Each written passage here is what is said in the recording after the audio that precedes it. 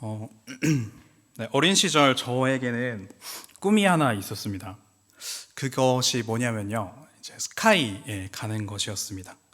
여기서 말하는 스카이가 무엇을 말하는지는 굳이 말하지 않아도 다들 아실 것 같아요. SKY 해서 서울대, 고려대, 연세대, 우리나라에서 가장 높이 있는 세 개 대학이 바로 그것이죠. 초등학교 때만 해도 저와 같은 꿈을 가지고 있는 친구들이 되게 많았습니다. 그러나 중학생이 되고 또 고등학생이 되자 그런 꿈을 가진 친구들이 사라졌죠. 저 역시 예외는 아니었습니다. SKY, 스카이에서 인서울이 되고 인서울에서 그래도 여기 정도는 갈 수 있지 않을까가 되는 그 절차를 저 역시 똑같이 밟아왔죠. 이제 고3이 되어서 대학 입시를 준비할 때 이 스카이라는 꿈이 아마 이미 잊혀진 지 오래였습니다. 그러던 중에 정말로 우연히 그 연세대 입학 전형을 보게 됐습니다. 그리고 내신 성적 반영 비율이 매우 낮고 면접 점수가 높은 그런 특이한 전형이 있다는 것을 알게 됐죠.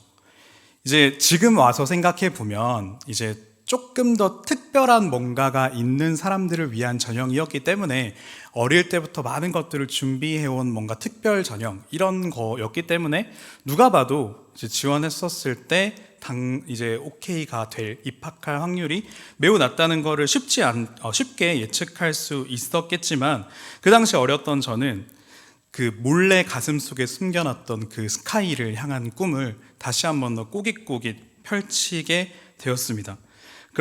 과연 내가 될 수 있을까? 정말 연세대를 갈 수 있을까라는 걸 고민하면서 기도하곤 했죠. 그리고 그 기도하는 제 머릿속에 이제 그런 말씀이 스치듯 지나가더라고요. 할 수 있거든이 무슨 말이냐? 믿는 자에게 능히 하지 못할 일이 없으리라 였습니다. 아멘을 외치면서 결심했습니다. 그래, 일단 한번 너는 보자. 그런데 참 야속하게도 막상 면접 일정이 나오자 저는 선택의 기로에 놓이게 되었습니다. 연세대 면접이랑 이제 총신대 면접이 같은 날에 치러지게 됐던 겁니다. 참 웃기지만 저는 연세대랑 총신대 중에 한 곳을 선택해서 면접을 보러 가야 하는 상황에 놓이게 됐습니다. 제가 어떤 선택을 했을까요? 저는 총신대를 선택했습니다. 왜 그랬을까요?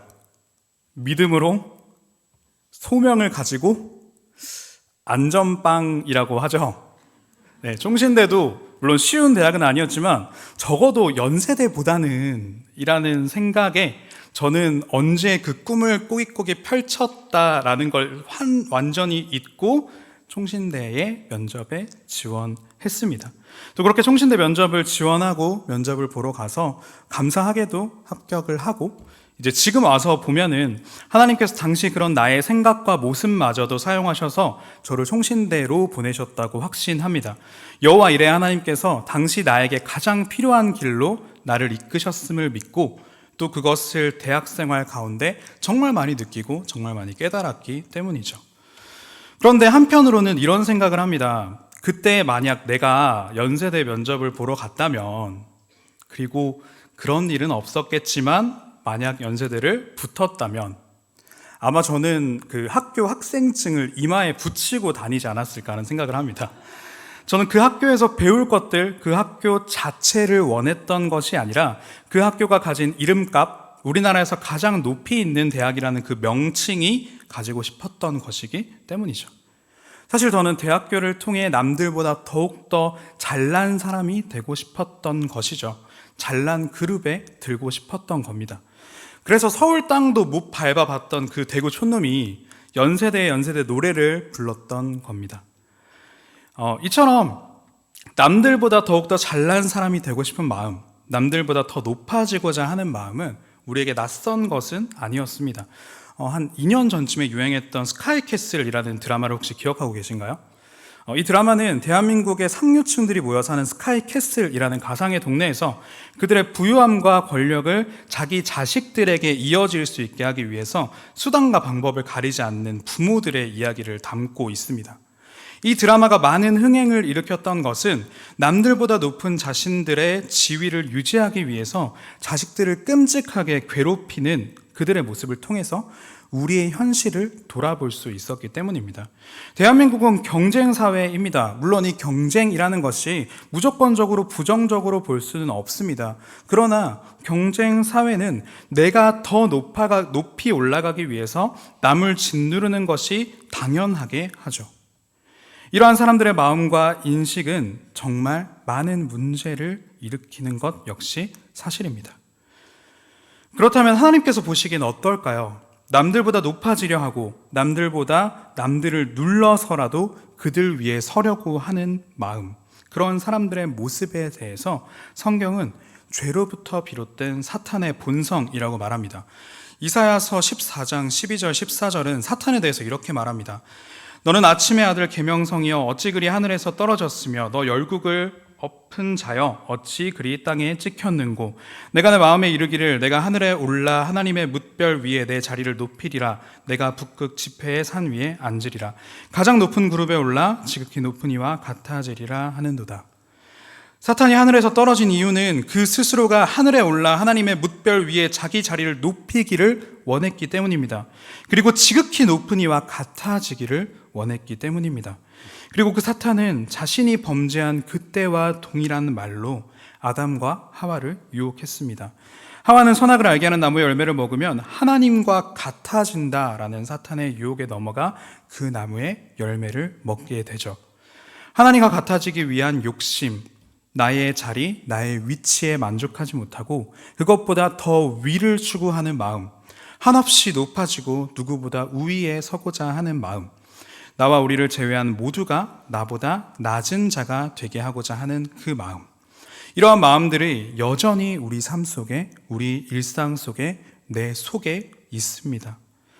더 높은 것을 추구하려는 욕심은 내 마음을 더 간악하게 만듭니다. 내가 높아지기 위해 결국 우리는 죄를 짓고 다른 이들을 깎아내립니다. 다른 이들과 분쟁하게 되죠. 오늘 우리가 함께 읽은 빌립보서를 받은 빌립보 교회는 한 가지 문제를 가지고 있었습니다. 빌립보서 4장은 빌립보 교회에는 유오디아와 순드게라는 두 명의 여성 리더십이 있었음을 우리에게 말해줍니다. 그들은 훌륭한 리더이며 바울의 동역자였습니다. 그러나 그러한 그들에게도 문제가 있었는데 그것은 그녀들 사이에도 분쟁이 있었다는 것입니다. 바울은 그들 사이에 있었던 분쟁의 원인이 무엇인지, 그들이 왜 싸운 것인지에 대해서는 더 이상 부가적인 정보를 주지는 않습니다. 그들의 분쟁이 어떤 이유에서 이루어졌는지 중요한 것이 아니었기 때문입니다. 대신에 그들에게 이렇게 요구합니다. 빌립보서 4장 2절입니다. 함께 읽겠습니다. 내가 유오디아를 권하고 순두개를 권하노니 주 안에서 같은 마음을 품으라. 같은 마음을 품는다는 것은 결코 쉬운 것은 아니었습니다. 그들이 분쟁하는 원인의 근원으로 돌아가자면 오늘 우리가 함께 나누고 있는 이 내가 더 높아지려는 마음이 그들 가운데도 있기 때문입니다. 내가 너보다 더 옳다, 내가 너보다 더 똑똑하다, 내 계획이 너의 계획보다 더욱 완벽하다, 그러니 너는 틀렸다, 우리는 너의 뜻을 존중할 수 없다.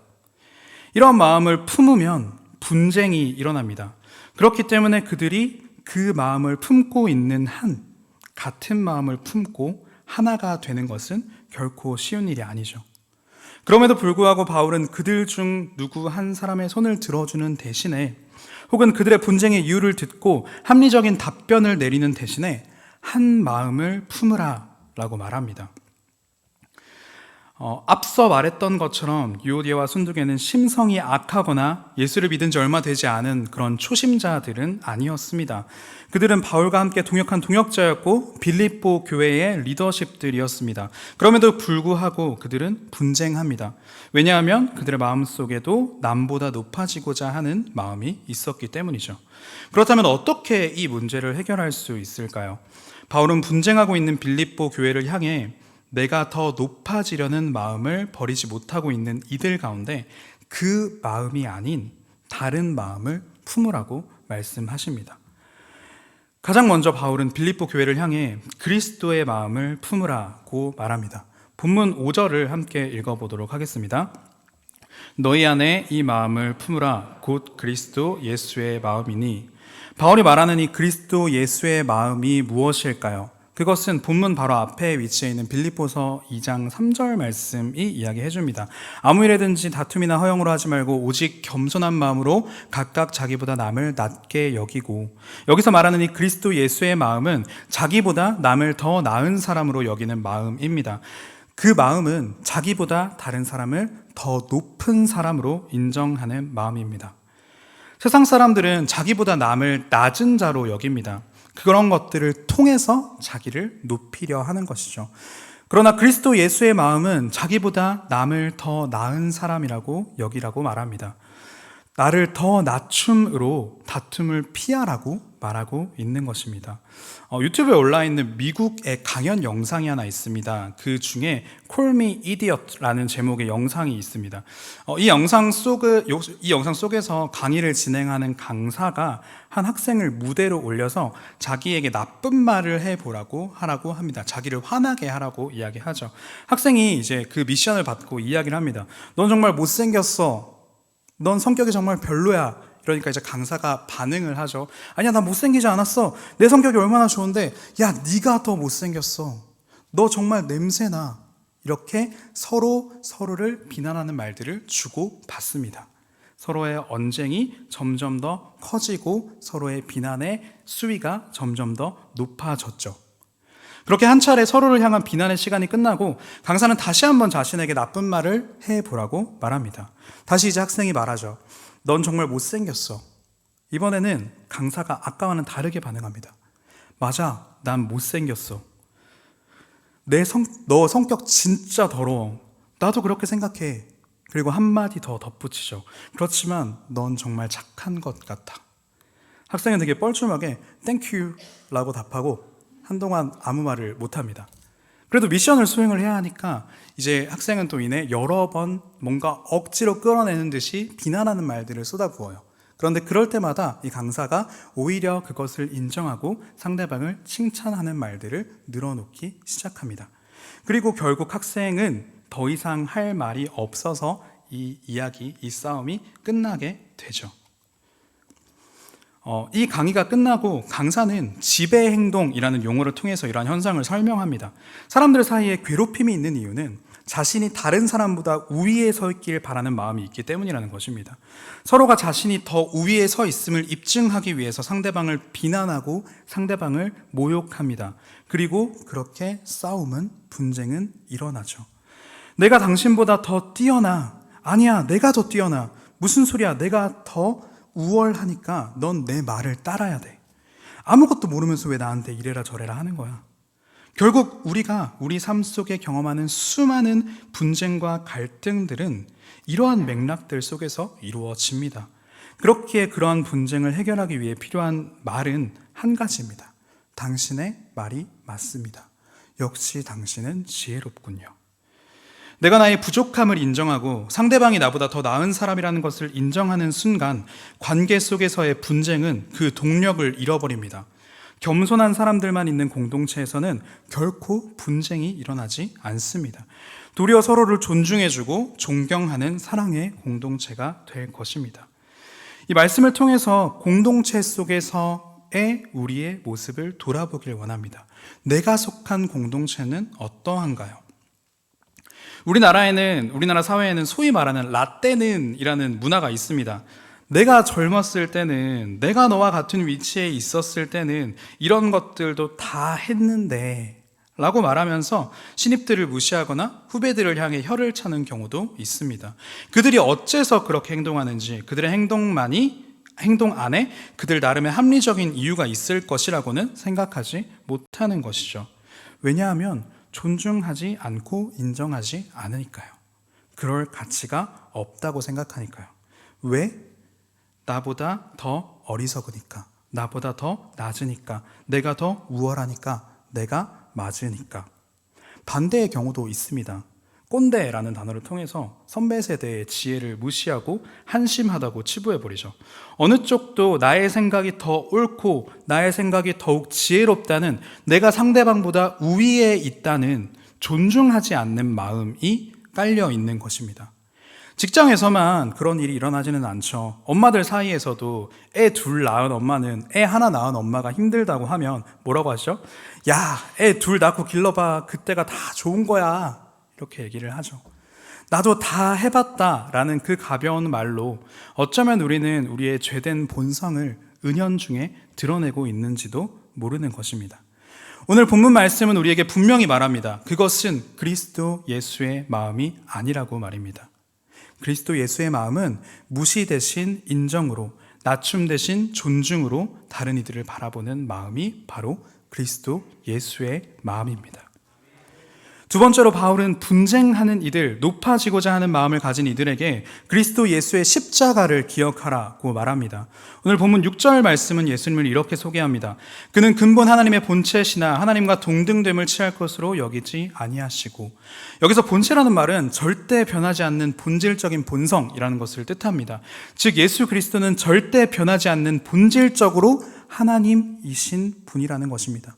그런데 예수님께서 본질적으로 하나님이신 그분께서 어떻게 하셨나요? 7절 말씀입니다. 오히려 자기를 비워 종의 형체를 가지사 사람들과 같이 되셨고, 그분께서 당연히 있어야 할 하나님의 자리를 벗어나 자기를 비우고 종의 형체, 즉 사람이 되셨다는 것입니다. 그리스도의 버림은, 예수님의 이 버림은 우리의 버림과는 너무나 큰 차이가 있습니다. 그분의 버림은 곧 자신이 본질적으로 가지고 있었던 그 권위와 영광을 온전히 포기했다라는 뜻인 겁니다. 그분은 마땅히 자신의 것이 당연한 그것을 다 포기하고 이 땅에 오셨습니다. 그리고 자기를 낮추시고 십자가에 우리 죄를 대신하여 죽으신 것입니다. 자신의 모든 것을 비워냄으로 이 땅에 오신 것입니다. 세상 사람들은 모두가 자기 자신을 채우기에 바쁩니다. 내가 가진 것을 절대 포기하려 하지 않고 오히려 내가 가지지 못한 것도 내가 가지기 위해서 수단과 방법을 가리지 않습니다. 내가 가진 것이 나를 높이기 때문이죠. 그러나 우리가 섬기고 따르는 예수님은 그러지 않으셨습니다. 도리어 자신이 가진 모든 것들을 다 포기하시고 인간의 몸을 입으셨습니다. 이 얼마나 충격적인 사건입니까? 이 본질이 하나님과 동일하신 분께서, 그분께서 그 모든 것들을 포기하시고 인간이 되셨다니요.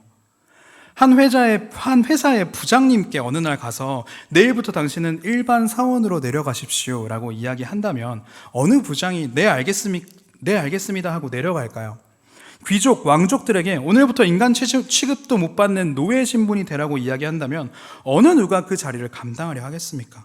사람들에게 가서 오늘부터 인간이 아닌 저기 저 벌레들, 바퀴벌레로 살아가라고 이야기한다면 어느 누가 기뻐하며 그렇게 하겠다고 말할까요? 그러나 예수님께서 감당하신 것은 겨우 이 정도 수준이 아닙니다. 세상을 창조한 창조주의 신분에서 한낱 창조물의 신분이 된다니요. 앞서 들었던 예시들과는 상상도 할 수 없는 수준의 낮아짐입니다. 이 말도 안 되는 은혜를 바울은 기억하라고 이야기합니다. 이 그리스도의 십자가 앞에, 이 낮아짐 앞에 우리는 우리의 삶을 돌아보아야 합니다. 나는 얼마나 비워낼 수 있을까? 나는 얼마나 포기할 수 있을까? 그것을 묵상할 때 이 십자가가 우리에게 얼마나 큰 은혜인지를 비로소 깨달을 수 있을 줄 믿습니다. 세상 사람들은 다들 채우려고 합니다. 그리고 자신이 가진 것을 포기하지 않으려고 합니다. 그렇기 때문에 분쟁이 발생하는 거죠. 그러나 예수님께서는 가지는 것 대신에 비워내는 것을 택하셨습니다.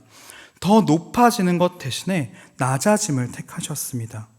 그리고 그 낮아지심을 통해 구원이라는 세상에서 가장 값진 열매를 아무 조건 없이 우리에게 주신 것이죠. 우리는 그 은혜를 잊어선 안 됩니다.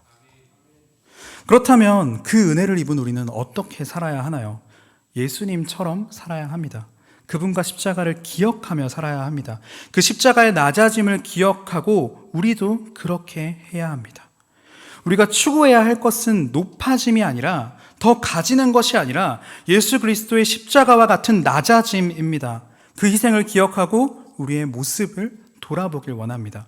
내가 가져야 하는 것, 내가 다른 사람들과 분쟁하면서까지 절대 포기할 수 없다고 생각했던 그것, 내가 어떻게든 채워야만 한다고 했던 그것을 포기하는 것이 과연 예수 그리스도의 십자가 희생보다 더 큰 희생인가요? 우리가 예수님의 십자가를 기억한다면 그 십자가 앞에 내 모든 것을 내어놓을 수 있는 마음이 있어야 합니다.